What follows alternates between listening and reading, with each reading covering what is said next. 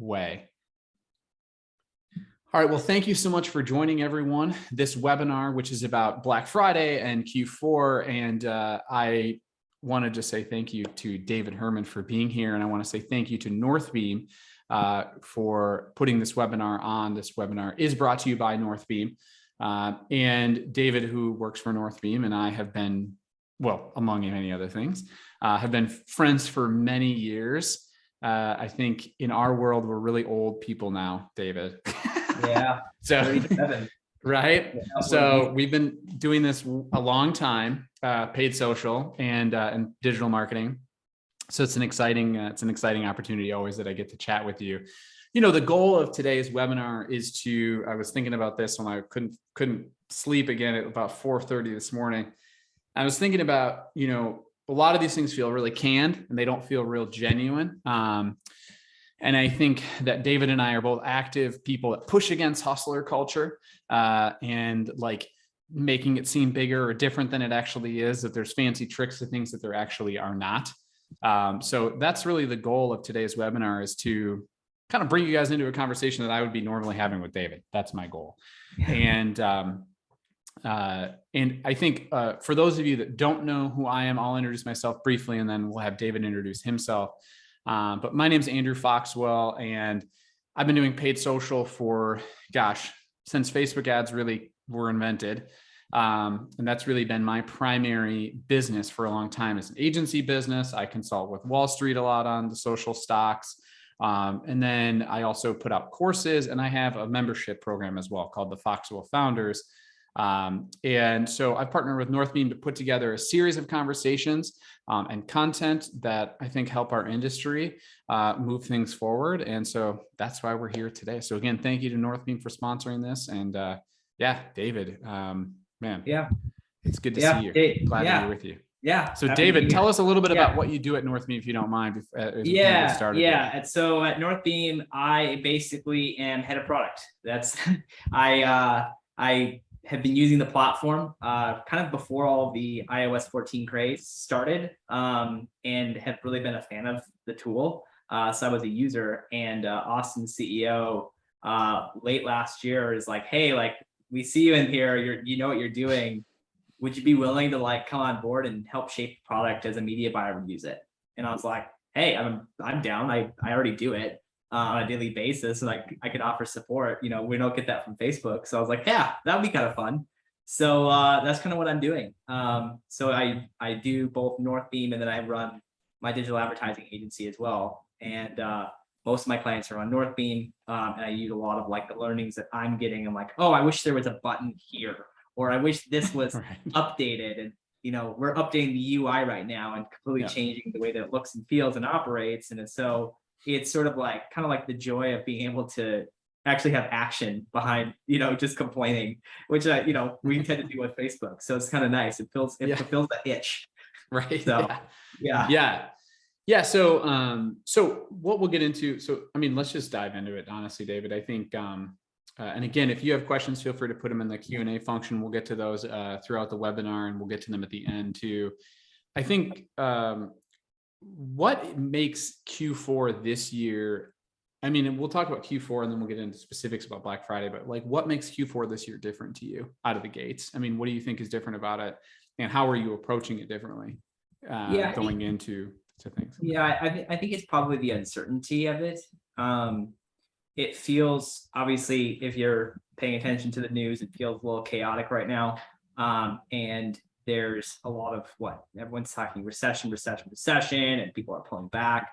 So I think a lot of people are just really unsure of, are consumers going to show up this year and buy like they have in the years past, specifically during COVID. And so I think a lot of brands are just kind of trying to figure out what this year looks like. And I feel like from the people I've talked to, people are going a little bit more conservative on their budgets versus like going very aggressive. And they're also doing a lot more sales, longer periods of time, and early. And obviously last year it was all about, hey, you know, you're probably looking at your package in time, or we're going to sell out. You don't need a discount. And I feel like this year we're already seeing discounts going heavy. I'm already seeing Black Friday ads, which I find really interesting. So I think it's really like this year more than any doesn't really feel like the traditional Black Friday, Cyber Monday sort of dealy, like years past. Yeah, I mean, I think yeah, I agree with you. I think there's a lot of cautious nature to it all. To me, the timing thing is always interesting because from my end, it's always clients ask me like, hey, when are we going to go? And the times that we've gone earlier and had things throughout the month of November has been better. And not to say Cyber Monday and Black Friday aren't still good, but in the last few years, going earlier and having deals that go earlier has been better. It also is easier now in like the world of insanely murky attribution, like which obviously Northbeam helps on, like it makes that better and more easy. But I think that if you're talking to brands now, like how early are we talking about? Are we talking the whole month of November? Like, are we putting ads out? Are we starting that early? Or, I mean, I know you said you've already seen some. I think some is that offer testing that's taking place too, which I do have another related question about. Yeah. I know, I mean, I can only speak for the brands that I work on. We've got, probably maybe a week or two early, but nothing really before that we're really doing. And I mean, what's interesting is a lot of the brands I work with don't do real discounts. They'll throw in freebies, but they don't really do discounts. And so I'm actually the anti-discount. I don't like doing discounts. I feel like it ends up hurting your brand long-term. That's me personally. Doing BOGOs and all that stuff feels like it's just, sure, you get a ton of sales, but it's like it ends up hurting you in January and February more than anything. You're like, did it really work, or did you just get a ton of sales and it looked good, it felt good? And so, I mean, that's kind of how we're doing it. I also think it really, again, it's brand specific. If a brand doesn't need a discount, why do it, right? And I think a lot of, like, if you're a very successful direct consumer brand, people are going to show up anyway and buy, even if it isn't on discount, because they're just ready to buy. And so I've seen that traditionally for the last few years now, where that's kind of been the case. So on this, I think that the nature of it is discounting is always interesting. And I think that, to me, that leans into a thing that I want to get to in a minute, which is talking about like a measurement plan, like how do you measure and optimize in short windows, and going into Q4 having a measurement plan. But right now we're in the phase of, it's October 7th. So we're talking about like offer testing, which that's a question I felt like I've never had a good answer for, which is like, how do you offer test beforehand? And I mean, from my end, it feels very unsophisticated. I feel like we're doing soft offer testing of like percentage off versus dollar off, for like short little sales for, I don't know, pre-Halloween or something, but they're not, it's not like you can take the offer and send out the ads, which appears to be some brands are actually doing that. They're like taking their Black Friday ads and testing them to, is that what's happening? Like, how do you do That's what I'm seeing. How do you know, like, so let's say you were like advising a brand to do offer testing or like to put something out there. How would you set that up? I would probably do it based off email more or less than social. I'd go after my core customers. Just see. Because again, I feel like, I don't know. I have to put my marketing hat on, but then I also have to take a consumer hat on. If I'm a consumer and I see Black Friday, I'm probably not going to think anything of it. Like, oh, cool, it's a discount. They're probably not going to care as much as me as like, oh, why are you doing that, right? But what I'm seeing this year is literally just, they are doing Black Friday. Like they're using these terms, which is what I find interesting. Normally when you do offer testing, you're just doing an offer test, but not specifically around a specific holiday, right? And so that's what I think is different. So if I'm going to do a paid social offer test, again, I'm going to focus on a specific cohort and kind of measure that lift over the next few weeks, right? So everything from like a full-on remarketing of just like your social engagers over the past year. But then I also worry, like, are you going to burn people out by seeing you so many times? Like, there is something unique and special about that core window of Black Friday, Cyber Monday, because people are coming to online to buy, right? It's the psychology of the consumer. Everyone's buying things and people get FOMO, right? And I think that's the difference. And I think October people are not necessarily in that spirit. They're spending money on Halloween. If they have kids, it's like, yeah, we're spending money on a $100 Halloween costume and candy and all these things. It's like, is the offer of buying, a sweatshirt or a hoodie or whatever it may be, is that something they want right now? Right. And I don't know that question. Like, yeah. Yeah, I mean, gosh, hearing you talk about this, my mind just runs wild. By the way, for those of you that have joined us, welcome. We're glad to have you. If you have questions, feel free to put them in the Q&A. This is honestly just an informal conversation where I have about 1,000,005 questions for David to talk about going into Q4 or being in Q4 now and going into Black Friday. So in terms of just jumping back for a second, talking about like actual measurement. When you're in a short-term window and you're talking about like making decisions in this period, how are you actually making decisions, and what are you looking at to make the decisions in like now in a normal basis, but then also in Black Friday? I'm going to come back to the offer testing thing. I promise it'll all tie in. Yeah. So like, are you talking like an attribution window type thing, or I'm talking about what are the ads optimizing for? What attribution window you using, and what are you looking at? To make decisions to like scale up or down, or whatever. So I'm really traditional. I use 7-1 pretty much across the board on social. I've always felt that I want to give the system enough signal, and utilizing post-purchase surveys, we can see that the general are, across the board. Yeah, a lot of people are buying on the one day, but we have a huge cohort of people that are buying, 1 week, 2 weeks, 3 weeks. I'm like, okay, with that knowledge, I want to at least expand this a little bit more, also to give these platforms more signals, specifically TikTok more than even Facebook, because TikTok needs to have more of a signal for it to get out of its complete chaos of the roller coaster. And so when I look at that that's a 7-1. However, that's the caveat. And if I use Northbeam, for example, I really do focus on 1-day click or a 7-day click. And why I focus on a 1-day click specifically is I've kind of always optimized at my platform level. I'm looking at 1-day click simply because I want to see overall how the platform is doing, more or less, not so much the ads. I can see blended. I always focus on blended. I'm really looking to go, are we seeing any nuances with this platform over the last 7 days? Is there chaos? Like, oh, Monday and Tuesday were really down, but Wednesday, Thursday are up, but Saturday and Sunday go skyrocket. That helps me as a media buyer go, you know what? I'm not going to kill anything and drastically freak out if I have 2 bad days in there, because of that. And so that's why I've always focused on 1 day.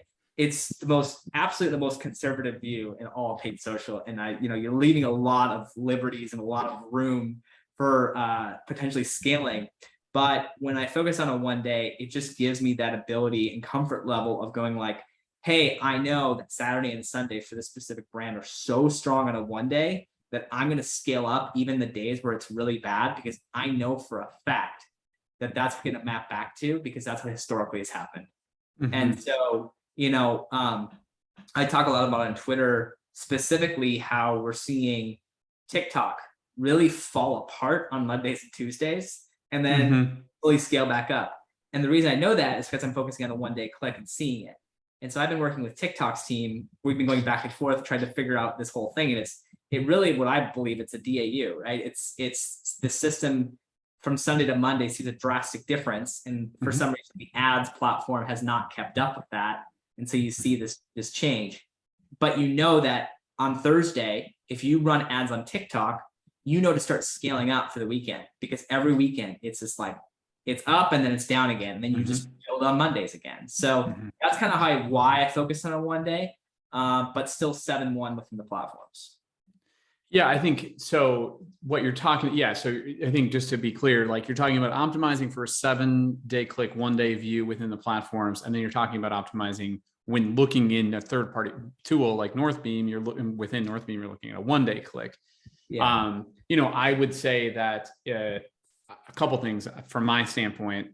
One of the beautiful things, obviously, about the membership that I run is I get to see across, we have 400 advertisers in this thing from around the world. So I get to see a kind of a broader view of it too. I think that from our standpoint, 7-day click seems to, in terms of optimization on platform, seems to deliver more quality visitors. So that's something that I encourage you, if you've not tried doing just a 7-day click optimization in platform, and I'm specifically speaking to Meta at this point. Yeah. That helps. It has helped our quality of our campaigns.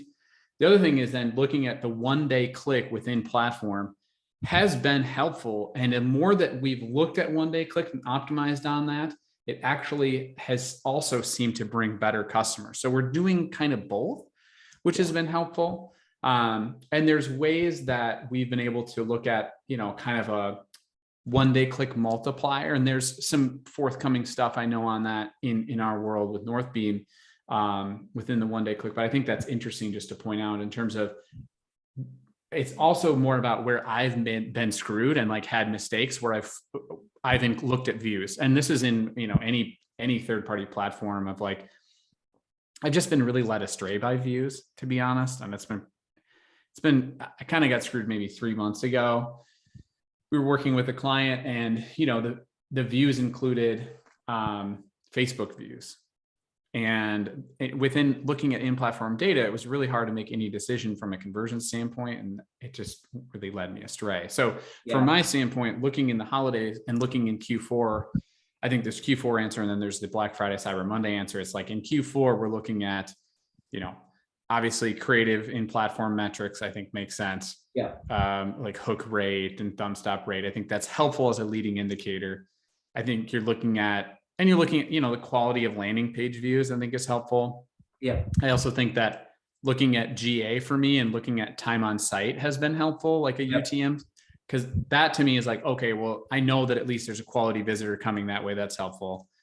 And then I think obviously looking at third-party tools. So it's like we used to be able, of course, to only look at one thing, and now we have to look at like 3. And then we have to spend a lot of time doing it. And we've also you have to spend time, that's like the kind of the 1-day world that I look at. And then in the 7 and 30 day, it's, you're obviously looking at latent attribution that's coming in. You're looking at what the percentages that's risen in terms of the conversions. And so that's how we've done it. I think the Black Friday answer is looking at 1-day purchases is going to be helpful because there probably will be some good volume there as you start to do sales. But for those of us that have smaller clients too, you're going to have to rely on stuff that might not feel exactly right. And you're probably going to have to rely on blended. To make, leading indicator wise of like what's working well is going to be a lot of creative metrics and UTMs probably, honestly, for us. And then what we can see within a third-party tool like Northbeam. But that's something I don't know. I think a lot of people, I feel that the messaging online on D2C Twitter is like everybody's a guy. I told our membership yesterday, I feel like everybody has this wall of monitors and they're all like looking at all this complex data. And I'm like, am I just amateur hour over here? Like what's going on? And the reality is like, I'm just trying to say like, that's probably what I'm going to do. I don't know. Yeah. What's your reaction to that? Honestly, this is now going on almost, over a little over a year and a half. I've been exclusively looking at Northbeam's click data. And then how I optimize, if I use Northbeam, is I look at the 1-day click pretty much across all platforms, right? Mm-hmm. So that's what I do when I walk into the platform. Before we got on this call, that's what I did. I went and looked at my clients and I go, 1-day click, how are we looking? All right, now let's look at the 3-day and 7-day, right? See what trajectories we're seeing in here, noticing any trends. And then whenever I'm making decisions, when I'm going like, okay, you know what, I'm on the fence on this. Let me look at Northbeam's clicks and views model, which is clicks and model views. I want to get an accurate idea of like, okay, is this feel like I'm moving in the right direction? And so I'm making assumptions, obviously looking at all these different things, but I think every account does respond differently. And my clients typically have huge email presence, right? SMS and email, they're running tons of it. And their volume is so big that, if we launch an email, we're doing some pretty serious revenue through that, but we know where those emails are coming from. They're coming from the paid social. So I don't want to discount that in anything I do. So that's why whenever I'm looking at Northbeam, I'm looking at a 1, 3, 7, 7, 1, and then, but still going back to the one of saying like, okay, trajectory, how is it looking every day? I know it sounds confusing, and maybe it makes more sense in my mind, but that's kind of how I've always operated within this. And then in addition to that, there's the caveat of like, what if, you're looking at Facebook and Facebook's got, this one ad that's just like crushing it, but then you go into Northbeam and it's like, it's not. In that regard, what I do is I use GA, UTM as my ultimate, like, all right, which way am I going here? And for the most part, from a time on site perspective and a quote unquote last click conversion, and I can pull last click up in Northbeam as well, I typically see that GA typically aligns more with Northbeam than it does the other way. Sure. And so what I'll do is I will do one of two things. If it really is off to the point where it's like glaringly obvious that there's something going on here where it's so off, I usually will, honestly, I'll leave it for a couple days and just let it run, because ultimately Facebook's still exposing it to more and more people, because that's what Facebook signals go off of. And I want to see if it stabilizes over the next couple days, because anytime you're looking at Northbeam is still gathering data for up to 7 days worth of data to determine that one day. Like, it's still looking at data to help stabilize it. So one day won't fully stabilize on anything until you have about 7 days worth of data, because it just needs it for the system to kind of work. And so that's how I do things. I think so. I think your point about being patient is one that I've had to take into this year, and it's been a huge. It's so flippin' annoying because it's so different than what we used to have to do. Yeah. But with the way that it's structured now, I have to wait, right? And we aren't really doing anything outside of any 3-day window, which makes the Black Friday timeframe challenging. Right. And so I think validating that for people. We had a member yesterday that wrote a question in the membership, and he said, hey, I launched this one ad. It's not doing well. And I said, how long has it been running? Well, I just launched it a day ago. Well, it's like, you can't. That's really hard to make that determination. And so I think that a lot of what we're doing now is kind of triangulating results to be able to have a good answer on that. Yeah. And I had a conversation yesterday with somebody in your group who pinged me and was like really wanting to talk, because I finally got on the call with him. And him and I had exactly the same way of doing creative testing, right? We launch ads. He does Tuesday, I do Mondays. So on Mondays I launch new assets. I wait 3 days. I don't touch it for 3 days. And at that 3-day window, I have key metrics that if after 3 days it's not hitting, I kill it, but it's all based off engagement, not conversion. So I have my engagement metrics that if they're not at least getting into the world that I need them to get in, if our thumbs up rate's falling below 25% on Facebook, if our click-through rate's falling below the baseline last 60-day click-through rate, if our hook rate, all these metrics that I have, if it falls below that, I actually will kill it. Even if the conversion, because I'm not looking at conversion in that regard. And then in Northbeam, if on a 1 day over the next 3 days is below my benchmark, I will leave it through the weekend, because I know the social metrics are there. And I always believe that the weekend is really when you really are going to see the difference maker. And I would say probably 7 out of 10 times, I would have killed it prematurely, and I didn't, and it ended up being successful over the long run. Yeah. Because it caught up on the. Oh my gosh, how many times have I shot myself in the foot, right? I think looking at engagement metrics is huge. Let me ask you a question about creative testing. Okay, so how do you? I saw on Twitter, and I know we've talked about this before, do creative testing on Meta. You had said that you basically you take the creatives to a broad audience with an overlay of age demo. Okay. And you do this, I assume, in a new ad set each time. I don't know, maybe it's the same, and you turn the other ones off that you've done, and then you take the ones that win and sort of graduate them. One, that's pretty much what we do. It's not anything super special. I mean, I think if we have a ton of assets, we'll do dynamic creative testing as it comes into Q4. I think this is important because it's like, what's going to hit. The question that I have is, when you're doing, if you're doing that, I have seen that creative testing campaign like will actually scale sometimes. Yeah. So what do you do then? Yeah. Do you just scale it and then just like start it new? That's a good question. So like I said, I do Monday creative builds and Thursday creative builds. Those are the only 2 days that I do it. So if a client sends it to me on a Friday, I'm like, it's waiting until Monday. And if it's on, if I launch it Monday night, it waits till Thursday.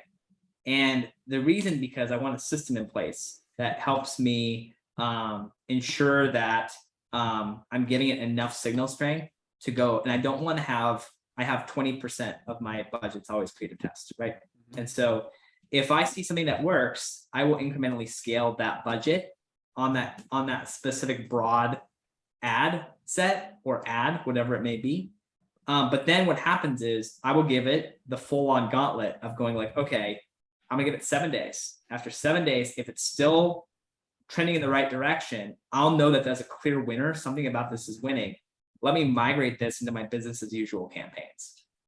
And so I'll actually, grab the post ID. So you like wait for it to stabilize, basically. Yeah, I wait for it to stabilize because there's always those weird nuances where it's like, hey, if you launch it on Thursday, you got a really good Saturday, Sunday, but wait till Monday because it might drop again and then it never recovers. Right. So I always want to give it a good full on 7 days, even if I'm like, oh, I know this isn't working, I want to scale it, I hold off because I've seen it time and time again where, especially if it's like a TikTok style video where it gets like really good thumb stop rate, you're like, oh, it's got 50% thumb stop rate, this thing is going to crush. It's like, no, actually it just had a really good hook, but a really good thumb stop rate, but it was clickbait. It didn't actually generate revenue. Yeah, right. And so, but I'll always migrate the clear winners into a business as usual campaign. And then what I'll do is I'll usually kill off one of the highest spending ads within the business as usual, assuming that it's going to, because here's what's going to happen. You're going to scale it into that. And all of a sudden it gets no spend because the other one's still doing its thing. And so there's always clear reasons why I do things like the other ad, it would hopefully be fatiguing, which usually would be the case and why I would do that. If for some reason the other ads are crushing in the business as usual, I won't move it into that until that. So I always want to give it signal. I'm always looking at the signal for everything I do. And I have to hold off my emotions on everything and just like put the rest aside. Yeah, it's like the initial thing of looking at the creative metrics and then making sure it actually lasts is a huge part of it for me. I think, just welcome to those of you that have joined. In case you joined late, we're just chatting about Black Friday, Cyber Monday. A couple of things to mention, this is brought to you by Northbeam. So Northbeam, thank you for having us. Also, if you have questions, feel free to put them in the question and answer. And then you saw me put in chat, I put in a couple of nonprofits that David and I hold close to our heart in terms of just helping those that are going through the destruction of Hurricane Ian. So just trying to have a big heart for those people. If you have any money to give, I think that's important to take care of them. Why don't we talk about a couple of things in relation to the questions that people have briefly, and then we'll answer some more questions at the end. Somebody asked, coming across testing with a promotion code versus automatic discount. I love an automatic discount on a site. I think that's great doing a site wide because otherwise then you don't have to screw with codes. I don't know. What do you think about that? I would actually pose the question back. Where are consumers coming from? They're coming from mobile devices. Yes. They're not going to remember discount codes. Yeah. So just unless it's really like 10, like, I don't know. I always prefer automatic versus discount codes, just because it's a mobile first now. Yeah. I think the next question is, I agree with you, by the way. So longer sales cycle, higher AOV. Do you still recommend, if you were doing that, if you were launching something that say the AOV is over $500, David, would you still look at a 1 day click? No, you would not. You would look at a 7 day click in Northbeam you're talking about. Yeah. And okay. That's a big good point. Like if I have one client who's a furniture client, that their AOV is over $400, and I still look at one day just because I have my benchmark for a one day sale, even on a high quality product like that. But yeah, I'm definitely not making decisions off of that one day because it needs that data. In terms of somebody asking, broad campaign, this is a classic question. Do you think broad's the best campaign to run? Here's my answer to that, which is broad is part of the overall equation, just like Advantage Plus shopping campaigns are part of the overall equation. We're going to talk about Advantage Plus in a second, by the way, and David's mildly viral tweet in D2C Twitter a few days ago about this. But broad, how do you keep a broad kind of like running? To me, a broad campaign, I don't know what you think about this, David, is it's part of the backbone. It can be a part of the creative testing that you have running. And then it's running in parallel with lookalike stack. It's running in parallel with interest stacks. And to me, the gold standard is you have that running with, let's say, 10 to 20% of the budget, a broad campaign. And then and that broad can also live as a testing campaign for creative. And then you have, different demographics of like interest clusters that have ads that are built for those interest clusters. And then they run to landing pages that match those interest clusters. So it's like, I think a lot of us for a long time ran things to a PDP only, or a collections page only. And I think the more that we can have broad running in parallel to some of these like niches of the audience can be a helpful thing, because then we're sort of like not overly dependent on only broad and cost cap bidding or something. Do you think this is true? Do you think I'm full of it? No, I again, I mean, the classic age of it depends. The bigger accounts that I have where I'm responsible for spending upwards of $70,000 a day, I can't run just broad. I can't. Like I've actually tried it. I've tried proving it and going like, let me just run a $70,000 a day massive broad and just run a bunch of ads. It tends to not do as well unless I start segmenting it out more and doing affinity audiences that I find in GA to testing specific lookalikes that are based off of our high purchaser rates, and having it set up. The key, I think, with at scale ad accounts, specifically spending high volume, is it's just about having it as consistent as possible, where you have a core interest cluster, a core lookalikes, and you're kind of sticking and scaling those as well as the broad, but not introducing more and more stacks of lookalikes and interests and keep going. You want to always make sure it's like, you're getting enough signal on what you have, and you're looking at. So in Northbeam, I look at the visits versus new visits metrics pretty closely. And what I find is over time on broad campaigns, I have found that the broad, you will start to see, if you keep running it and scale it and scale it and scale it, you'll start to see after a few weeks, the new visits start to go back down. Yeah, totally. And that's classic first impression ratio going down. Right. So that's when I know key is, okay, yeah, it's still converting, but I know I'm driving less and less new customers. So eventually what I'm going to know is going to happen is that ad's going to start to fatigue at some point. Yeah. And so that gives me the indication of going like, let's launch something new, because that's where we're heading. It's always ahead of the signal. And the same goes with obviously all audiences, right? After a certain amount of time, you're going to see that happen. And so, that's why having that strict creative test strategy that you kind of stick to allows you to always have a plan in place to combat fatigue. And I think the more niche you are, the more difficulty it is to do this, because your audience is smaller and smaller and smaller. I have one client that's super niche where we only get 7 days. Like an ad will never go past 7 days because the system just can't keep up with it. I think the first impression ratio thing that's always interesting to me in looking at that, and if you've never looked at this at the ad set level, is that if you are scaling and something's in a broad campaign or it's a big enough audience, we're talking in the US, probably something that's like 40 to 50 million. a stable ad set sits at like 60% first impression ratio. Even if you have the proper exclusions, I think. And so that's sort of just as like a metric, because sometimes people say like, why isn't my first time impression ratio higher? So it's just like a classic thing to think about. It's harder to do throughout the holiday season. But I agree with you on broad. And I think really what we're taking away from a lot of this, at least for me initially, is to do media buying well today, you have to have a plan for each part of it. You have to have a measurement plan of how are you going to do this, which I'm going to talk about next.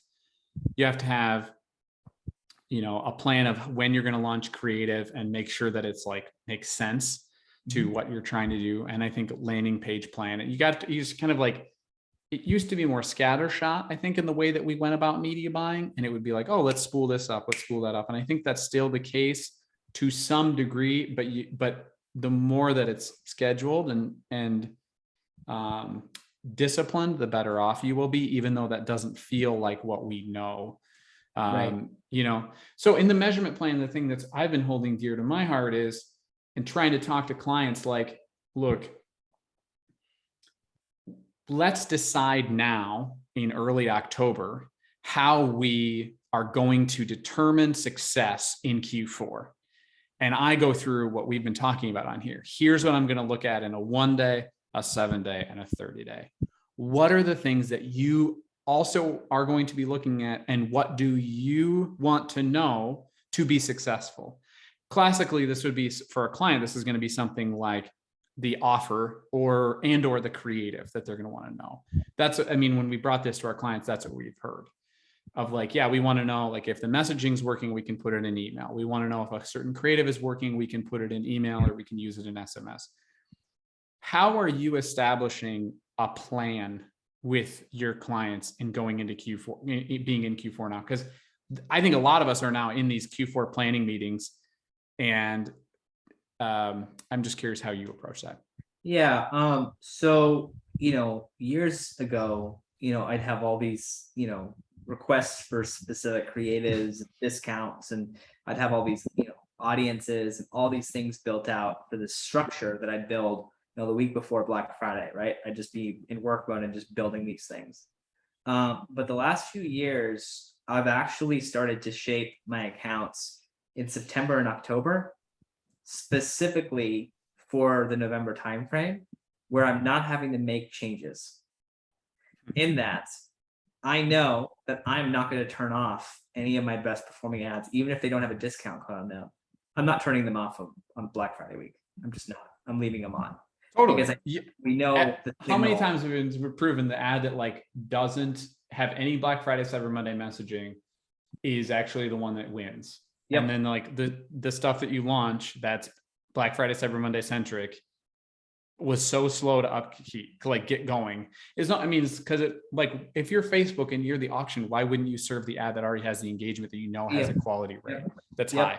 Yep. Obviously, I only thought about that last year for the first time before I'm like pummeling people with all this new stuff. What's funny is, right? Think about this. Years past, I used to not have Thanksgiving, right? I would just I'd be working. I remember I sent you donuts like 3 years ago. Yeah, the last 2 years, I've had the most chill Black Friday, Cyber Monday I've ever had, and I'm not sitting here desperately clicking and refreshing and building new, because ultimately the system has been built in October and November, early November, where I can actually be with family, enjoy my time, and check in. Obviously, we're still checking in and we're working, Black Friday day, but it's not as chaos as it was before, because A, the bidding system has changed, B, the creative system has changed, and C, it's the more signal it has, the better it performs overall. Yeah. And so you don't need to have 100 pieces of creative that you're launching Black Friday week. I'd say the worst thing you could do is have 100 pieces of creative launching Black Friday week. I wouldn't even launch new creative Black Friday week. I just wouldn't do it unless you have a specific thing that's like, it's only for that day. But most of the time, most brands are going to run it Thursday to Tuesday. And then, they're going to extend it all that following week too, right? Again, like some of these brands aren't. I've got one brand specifically that, again, doesn't run discounts. They'll do something as an add-on, but they're not going to do a discount. So for us, we don't even talk about it in the ads. We just run the same ads. And last year we had record sales days doing this. So this is beautiful. It's so helpful because I think so many of us feel like, oh my gosh, I have so much to create. So what we're doing it based on what happened last year, which is that the stuff that was already running did better. Okay. So we know we're going to run some ads that have an offer, across the funnel, and that will be part of it. Let's talk about setup. Let's get really like nerdy, honestly, on this. Yeah. So what we're getting together is, and we're going to have customized catalogs for DABA. So that's like a part of it. That's helpful. That's dynamic ads for broad audiences for prospecting. And this is, running now, but we're going to have them more themed to a holiday in November. Okay. We're building statics, which is helpful, usually with $1 off, not a percentage off. Seems that $1 off works better. So, that will be something that will be previewed, but static images. We're building carousels and collections ads because in the holiday, people want to see the variety. And then to the audiences that we're running, it's right now a focus on lead gen, a little bit of people that have had some sort of interaction with us. That's like getting them on the email list, hey, there are deals coming, and it's not over the top messaging, but it's get ready to give to grandpa, whatever it is. Right. Mm-hmm. And that's running. And then some UGC style looking 16:9, 4:5, 1:1, depending, video ads. Okay. Not going overly on video, which we did last year, which was a mistake. It was like really expensive. CPMs were insane. And ultimately the statics did better. And this is running to, a mixture of, we can talk about the audiences, but it's running mostly for now in a prospecting world. And then it shifts more mid to low funnel as we get closer to Black Friday. That general framework and what we're building, I think, is what people are thinking. It's like, I know that's a question a lot of people have for me, is that's why I go through it. What are you creating, and what kind of funnel structure are you building now going in? Yeah. You said you're not building new ads, but like, what is working? What do people need to get together, you think? Yeah, I think, again, I've got clients that spend all different types of, and I think the smaller the client, the more you're going to have to go heavy gifting, because it has to stand out. And so when I talk on these things, I'm often referring to a bigger spending account. Totally.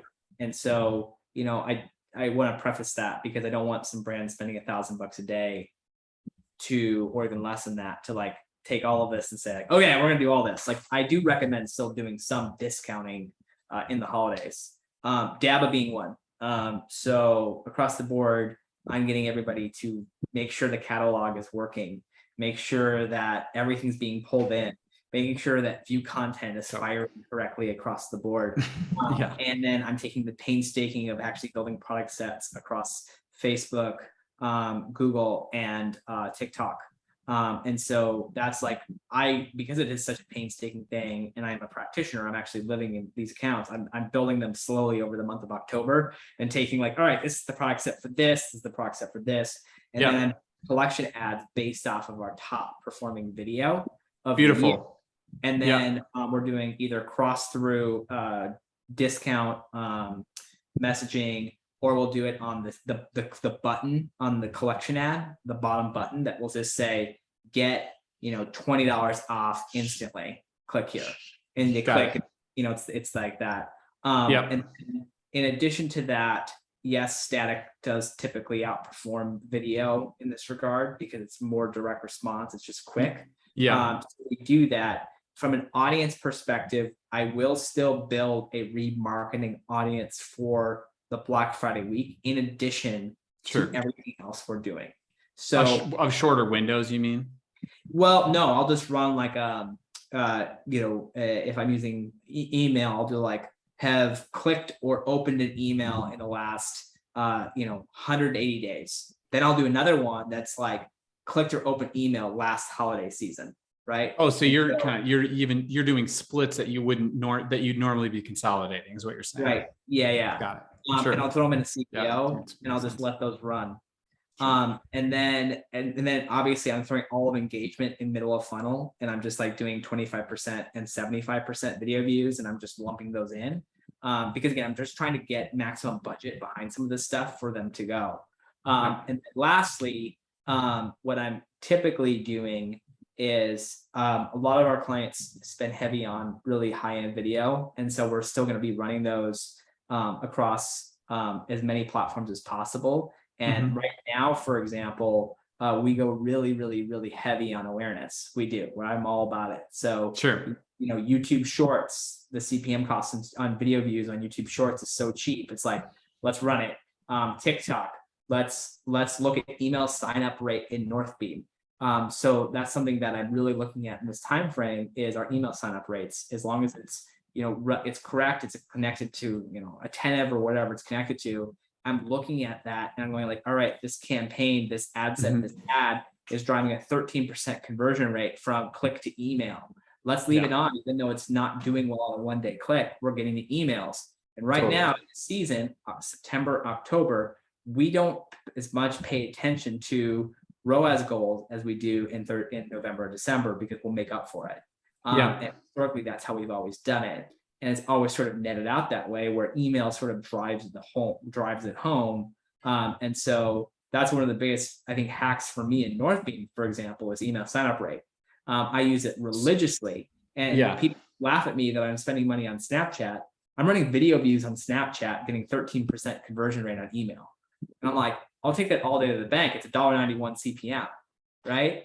And so well, I mean, I think that's true. I mean, I think it makes it's huge that it begs the point that you have to look at more than just the conversion. And I think that the email sign up rate that Northbeam offers is really helpful. To me, it brings up the idea of the full funnel and how you see this. For me, and what I'm hearing in the Foxwell Founders membership is, that others are doing is like you said, October is tough from a performance standpoint already. It always is. I last year I was telling somebody yesterday that like I send an email. I mean, it's like always bad in October. So actually, I won't even go into that story. So what we're doing now is running video to build audiences, email signups. That's huge. I think that's a great thing to do.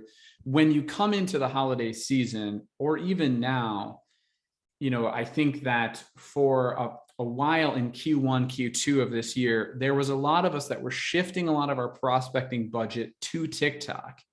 And I think that allocation has shifted slightly back to Meta a little bit, but still running on TikTok. This is what I seem to be the successful formula on a full funnel thing now. It's like you're running TikTok ads to landing pages that are not like product pages, but it's going to be some sort of a quiz. It's going to be some sort of an email thing, or a 5 reasons listicle or advertorial. That seems to be helpful. Then you have Meta doing some of that prospecting, running to the same types of landing pages, but living more in the middle to low part of the funnel. And you have YouTube, if you have the budget, like YouTube Shorts in there doing some of that as well, mostly in like the mid funnel to low funnel. Is that also what you're doing? Like, what's your funnel looking like this time of year? And what does it shift like going into November?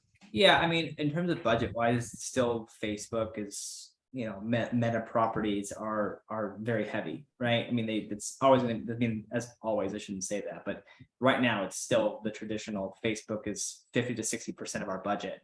And then Google properties, Performance Max, YouTube Shorts is usually about 20 to 30%. And then the rest is like between TikTok, Snapchat, Pinterest, or wherever. We find that TikTok is really the long game with TikTok. And I look at TikTok mainly from a perspective of, I'm looking at the SEO component of TikTok. So I'm building. So for example, I have a client that if you type in key terms around their product, not even their name, we are #1 in the search results for those. And we have 7 to 10 videos for those specific key terms that get over. One of them gets 12.3 million views a month, and we're number 1, 3, 7, and 9 on the top 10 videos for our TikToks. Awesome. And I go, because there's that many people searching for this, I'm merely going for SEO on TikTok. Yeah, I get performance. Yeah, I do. We'll have great days, Saturday and Sunday. But we run heavy cost caps at a very decent amount of spend. And we know that on TikTok, Saturday and Sunday is when it really pops, and then it dies during the week, and then it pops again. And so that's kind of how we do the TikTok frame. The reality is with TikTok too, the problem is the amount of creative input that you have to do on TikTok. So much more than anywhere else. Oh my gosh, it's such a lift. Yeah. And I have one client that has a full-time TikTok person. That's all they do is TikTok. Absolutely. We've hired one of my friends. I ended up hiring during the pandemic. I taught him how to do creator outreach, and that's all he does. And he's like he went freelance, and he's now taking on clients, and like he's completely full. Like he's got so many clients now of doing full-time creator outreach. Absolutely. Inside of like TikTok's creator marketplace, right? And so where I'll tie this in, or I think this is probably where I want to go next in the conversation, is what we're doing is we're doing so much creator outreach. We're getting so much UGC content. We're doing all that. The problem is UGC content tends to not last as long as a lot of other creative. And I'm noticing, and more like the branded heavy video, direct response sort of creatives, like the squatty potty type ads is what I'm talking about, right? Like that really high. That stuff still, if you have the budget and you can afford it, do it. It works. People remember you. They do. So I still have a lot of brands that do that kind of stuff. And then we use the UGC stuff and we cycle that in below it. And then we do a lot of mashups. So we take a lot of our UGC creative from creators, and then we'll mash it up into videos where it will be a story behind it, right? And then what we do is, once we've gathered so many of these pieces of creative, what we're doing is we're then throwing that into Facebook's Advantage Plus, and we're letting that run at a very decent amount of spend. And we're including that, knowing that that's going to be sent in and done in a different auction than what the business as usual stuff is in. And we'll let that run where every week we're cycling in the new 3 to 6 pieces of best performing creative. We'll cycle that in that's from TikTok and from Facebook. And we'll cycle that into Facebook Advantage Plus, and then we'll kill the losers. And we just let it run. And what we found is, stability wise, Facebook's Advantage Plus historically over the last month and a half to 2 months that we've been running it, which is when it kind of got started, it's holding. Meaning like it's not having these massive ups and downs. It finds a groove and it just sticks in that groove. Totally. And more than any other thing. And what I do is I set the remarketing budget at between 5 and 10%. And then here's the funny part. I'm also running an Advantage Plus for remarketing only, where I'm doing the opposite, where I'm doing 90% service to these audiences and 10% other. And so between those two, we found remarketing has been way more successful, longer term, than business as usual. And we found that prospecting has been way better. And the craziest part has been the Advantage Plus time on site audiences are landing on the website longer, and they're better quality people from what we can tell. And so I'm actually pretty pumped about this, specifically Black Friday, because what I'm going to do is I'm going to then run Advantage Plus as my main. And then we're also doing Facebook shops pretty heavily this year, because we've started to see an increase in people buying through Facebook shops. And how you have to look at this from a Facebook perspective is Facebook's always going to prioritize things for them, right? Totally. Absolutely. It's new. And if no brand is running Facebook shops and you are, what's going to happen? You're going to win every auction, and suddenly the people that would probably buy there are going to buy there, and you're going to get sales. And so that's what you're always going to be thinking about. And that's why I like being sort of like the opposite of what everyone else is doing, because I think like there is a role to play of like doing different things and different tactics to try not to get into the same glut of everybody else of like, let's just run a bunch of UGC creative on Facebook and see if it works. Yeah, definitely marching to your own drum. I mean, that's something you've always done really well. I will say, in the Advantage Plus side, running it in parallel to other campaigns has been helpful for us for sure. I think in both senses of running it with remarketing lead, and then the opposite of that is smart. We just published a blog on foxwelldigital.com/blog on this week to talk about it. So it's exciting. And the shops thing too, we have a blog that we did because we did a bunch of talking to everybody that got a bunch of money about shops, and not just running a shops campaign, but running the ability for people, for Facebook to choose where the person goes. So they go to the shop or do they go to the site? And that has helped in parallel. Again, it's not all one thing, but it's having those things run in parallel to the other pieces that you're running. I'm excited about it too. Using proven creatives, usually around 5 for Advantage Plus, has been really helpful. And what you're talking about too is even a greater system of cycling things in there as things go on. And I think for Black Friday too, some are more stable than others, but it does seem that an Advantage Plus campaign will really do well in like a shorter stint. So through Black Friday, I think that's a definite part of the equation that you need to be keeping track of. And if you have a tool like Northbeam to make sure that you're having a good read on it, that's really helpful. What I want to do is get into some questions. We've had a lot of people stick around for this whole time, so thank you for everybody that's been here. I'm honored. It's such an honor to talk to you, David. Always, I love talking to you, man. And to get into this stuff, and I'm thankful that you guys are here with us virtually. This will be recorded, by the way. I saw somebody ask that, and you'll be sent the recording, of course.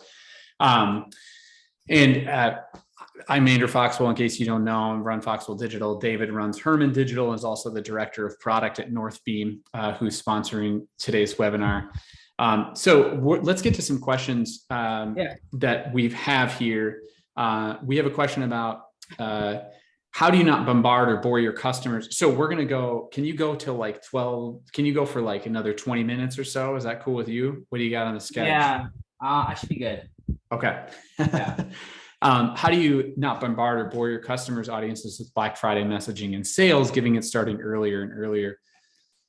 I think there's a couple ways to answer this. It's like having a variety of offers and having, a variety of things that you're going to talk about, and not having it be planned beforehand is helpful. So, you could certainly do different offers as time goes on, but if you're somebody that doesn't do discounts, like David said, then iterating upon creative as you normally would be doing is probably the right way to do it. I don't know, David, what you think about that. Yeah. I'm right there with whoever asked this question. I don't like bombarding people and getting them annoyed. And I feel like since iOS 14, the frequency on some of this stuff can be a lot higher than normal. And so I am usually trying to, again, reserve that discount, and I'm really pushing back on a lot of my clients to run heavy discounts, because I feel like you're just losing the special sauce. And I don't know, as a consumer, if I see, like, there's a classic example. You never go to Bed Bath & Beyond without a coupon code, because there's going to be a coupon code in your mailbox for Bed Bath & Beyond, right? And it's like, I feel like that's the problem across the board with a lot of the deep brands that run so many discounts, is you're not ever going to buy the product unless it's in that special sauce. I know certain examples, like, for example, Taylor from Feet, Feet, FEAT, like, whenever they're on a discount, it's like that one time a year, it's like, I'm buying a hoodie because I know they don't do discounts, right? And so I really am a believer that's to like minimize the discounting as much as possible and to build the brand. And that's how I like to do it. And I hone our messaging in to very specific keys and hit on it. And then boom, at the last minute, run that discount. That's how I do it. Cool. Yeah, that's very helpful. I think, okay. So we're talking about, let's see, in terms of account structure, what's the best way to scale to spend $250,000 a day? Okay. We got somebody's got 20 bags over here. How do you scale that? $250,000 a day? So like my thing is, I have always said, and I don't know what you think, but when you're scaling, if things are going well, scaling, in my opinion, goes in a bell curve. So you go in terms of complexity. Okay. So you start scaling and it's fairly simple.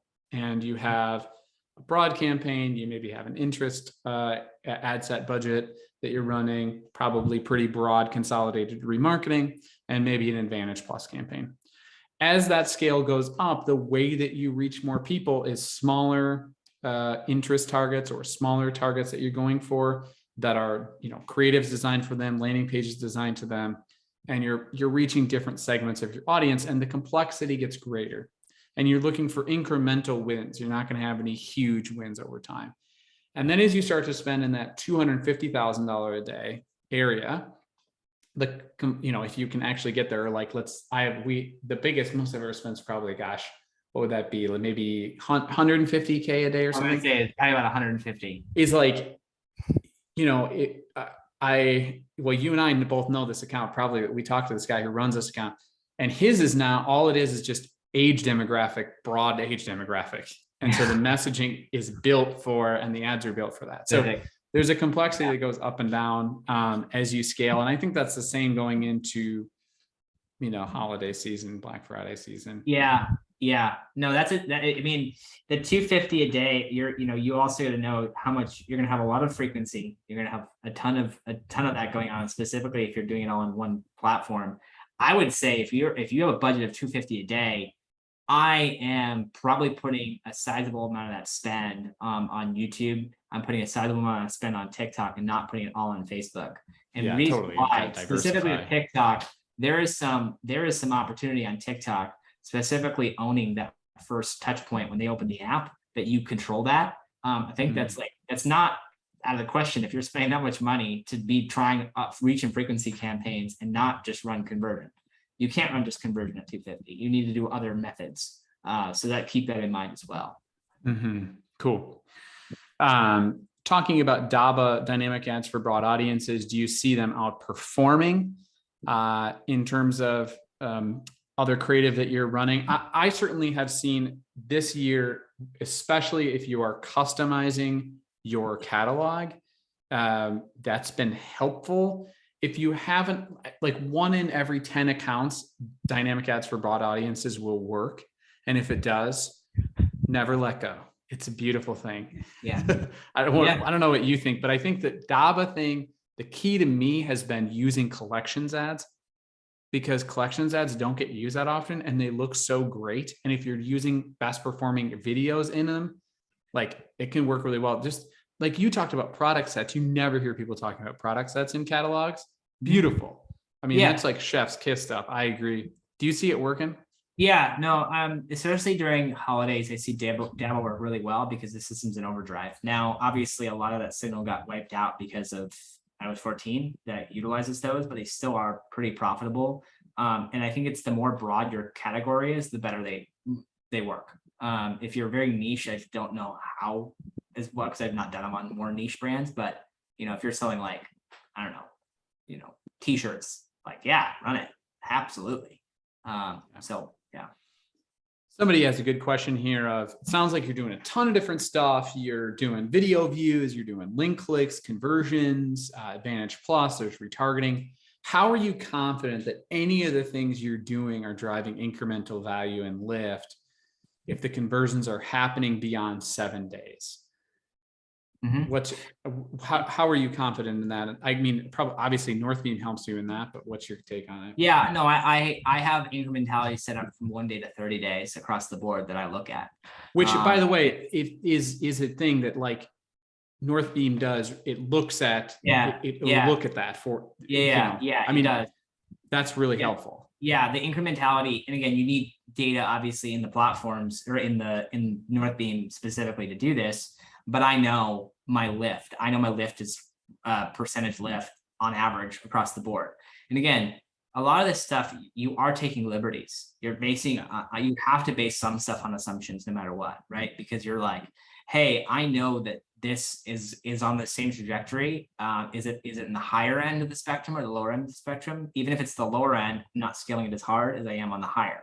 And so that's how I'm looking at things. Now, if you're running like video views and reach and frequency stuff, a lot of that stuff you're not necessarily going to see it play out in Northbeam, or even in, a lot of these, like even on Facebook, it's going to be, but the way that you're looking at it is that's where I really love running post-purchase surveys like No or Farling is what he calls it now.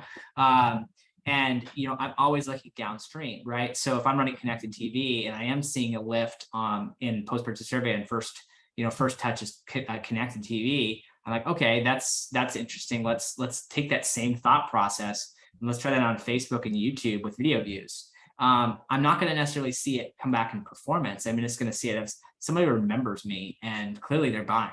And we definitely see that lift. And that's why focusing on more of like taking the reins off of like, an MTA multi-touch attribution and going like, all right, what's my blended, what's my MER, how am I doing with all these other nuances put in. You're just taking that liberty on that front and making some assumptions. But as long as you feel like it's moving in the right direction, I always go into it. I'm a huge fan of video views. So yeah, I mean, I think it's a fun, a lot of these other pieces are a function of what's doing well currently, in my opinion. So like if you see, a lot of times people say, well, my middle funnel's been doing well, but I see it dying. Okay, well, number one, was last time you put creative in it? And number two, what's the fun, what's the fuel you're giving to the mid funnel? And that's where video view can play a role there. Yeah. And I'll add a final thought onto this. And that also goes back to the question before on the 250,000. Don't gloss over whitelisting. If you have a strong whitelisting structure, we've had creators that in and of themselves we built a whole campaign and structure around just them and their audiences. And then we go back to them. We're like, hey, we want to get 4 or 5 more pieces of creative from you before Black Friday. You doing different selling points, trying different things. And we build it around their core audience. We create a custom audience off of it and lookalikes off there of those audiences. And that's another way to really get scale at this thing. And then building that and trying that across the board. So that's something I would also add in there. Well, somebody just commented, love that. So good job, David. Good answer. We'll just answer a couple of other questions as we have it here, but you can always reach me at andrew@foxwelldigital.com, or you can reach David at Herrmann Digital or on Twitter, where he's a celebrity there. So that's easy to do that. We have, let's see, somebody said, do you rely on Northbeam when deciding what's working and what's not? We've talked about that a lot today. Yeah. That's definitely a leading place that David is looking, obviously, and we're looking, but it's not the only place. And I think it's part of the mix, but it's about the trust that you have. I think from a big way. Yeah, my as I always say, my source of truth is Northbeam, and then I'm always looking at other metrics just for my own clarity's sake. But Northbeam is usually my source of truth. Yeah. We have the big Shack man, Nick Shackelford. You guys are awesome. Anything you recommend not to do this fourth quarter? What's your take on that? I don't know if I would be doing a ton of manual bidding. Yeah, I was going to say micromanaging is what we used to do so much of, right? And now back it's like you would do the bid caps and you do cost per click bids and all this stuff. And they just haven't worked. Yeah, and for context, for a lot of newer people, Andrew and I used to run accounts together. And so like it'd be like we would set these bid caps and cost caps at like 20x the cost CPA. And then, I'd be texting him because I'd be taking a lunch break. I'd be like, hey, is it spending? He's like, no, scale up by another 20%. Let's go. Let's do it. And so that kind of went out the window over the last couple of years. And I'm just sticking with not even running bid caps or cost caps anymore. I'm just letting it run. So that's one of the main things I would do. Yeah, I think so too. Let me go through the questions here to see if there's anything else. There's let's see, catalog ads. If you have $1,000 today, if you have $1,000 to spend on a D2C brand per day, what's the typical layout like? I think we've gone over that a little bit in terms of what that funnel looks like. So I'm gonna go ahead and not do that one. Well, let's just wrap it up here. Thank you, David, for joining me and for talking through Black Friday, Cyber Monday. And if there's questions, again, you know where to reach us. But anything else to mention that you would want to yell to or say, like, let's please do this in Q4, or here's the way to think about it. I just don't get stressed out. I mean, I think like you see so many webinars about Black Friday and so many things like, oh, I gotta do this, this, this. And it's like, if you take one thing away from everything that you're listening to and implement that one thing that you think that your business is going to work, just do that. Don't get super carried away on having to do everything, because it's a lot. And like, make steps every year to build on top of the year before. You know, a lot of us have been doing this for 12, 14, 16 years. And there's a lot of elements of things that we've done 5 years ago that we'll never do again. And there's elements of like things that we did 5 years ago that we have consistently done. And so you learn as you go what to do and what not to do. But don't let anything like, don't let it just like destroy you if you don't get to do this one thing. Like, find that one thing and stick with it. Mm-hmm. I'm a huge believer in whitelisting. And I do think if there's one thing I can take away from this, it's like potentially test whitelisting if you can start lining that up. And then implement Facebook's Advantage Plus if you're not spending a considerable amount of budget and you do have it. It should be available. And again, Facebook's not paying me to say this, so I'm just saying it. Like I think it really is. It's where Facebook's heading. It's where all of the resources are going. Yeah, it makes sense to put budget behind it. So that's all I'm going to say on that. Yeah, I would say, you know, from my standpoint, Q4, looking at it, a lot of it is about the proper planning I've not done previously. So setting up a measurement plan and understanding what does the client want, what are they looking for, and that could be internally too, right? What are the bosses gonna be looking at? And then setting a plan to say, here's how I'm going to measure and sticking to that, and in what time windows. I think another part of it is setting your own boundaries and protecting yourself in Q4. And I think, you know, we have a comment here that's important. We've talked a lot about, and probably talked in a rosy way about Northbeam. And this gentleman is saying, look, it's doesn't solve attribution problems. It's not going to solve your attribution problems. And I don't think anything out there right now is going to solve anybody's attribution problems. And I think he said it provides an overall picture of the ecosystem. And I think that's true. I think that right now you have to look at multiple sources and multiple things to make decisions. And I think in Q4, it's understanding where you sit with those and what the numbers are and have a plan for just how you're going to look at it. And having, I think you don't want to have too much data, but knowing and saying, look, these are the places that I'm going to look to make decisions. And this is what I'm going to need to know it's successful, I think is a huge key in Q4 going into the rest of Q1. So again, you guys know where to reach David. If you need me, you can hit me at andrew@foxwelldigital.com. And otherwise, thank you to Northbeam for sponsoring this webinar. And David, appreciate it so much. Happy to help. All right. Take care, everyone. Have a great rest of your day.